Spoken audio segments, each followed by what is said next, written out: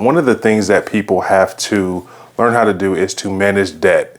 And in doing so, they have to understand, what debts to take, how much to take, more importantly. And with that said, mortgages is the type of debt that most people take on, and it's typically the largest amount of debt that people end up holding throughout their lifetime. So when we're looking at mortgages, we have to understand how much house can we afford? What is a good benchmark to look at to understand how much we can afford?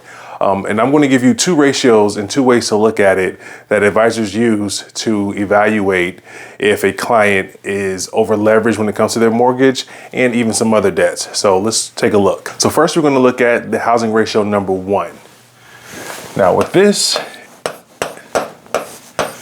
it is looking at your housing cost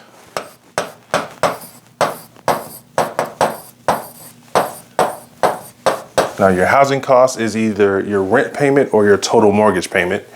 And we're going to divide that by gross income, your gross monthly pay. Now, this needs to be 28% of your gross income or lower. So taking your mortgage payment or your housing payment, divide that by your gross total income.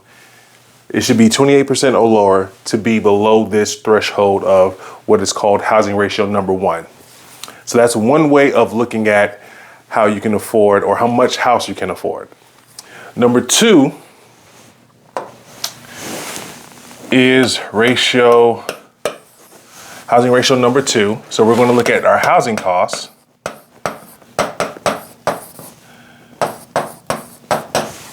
plus debt payments.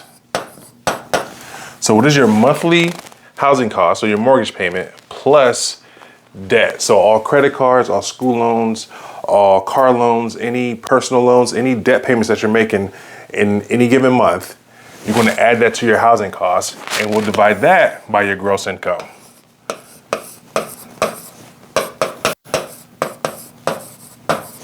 Using this ratio, housing ratio number 2, this needs to be 36% of your total gross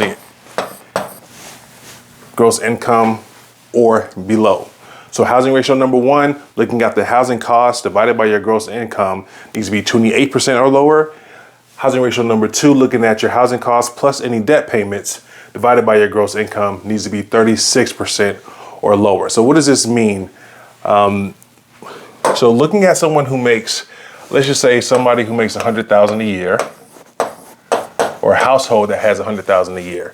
Looking at ratio number 1, this means the house that you can afford is no more than $2,333 a month. Ratio number 2, same salary, $100,000. This means that the house that you can afford is $3,000 a month.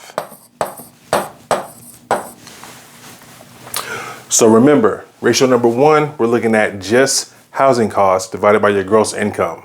This means that you can only afford $2,333 a month for your housing or your rent if we're using ratio number 1 for someone who makes $100,000.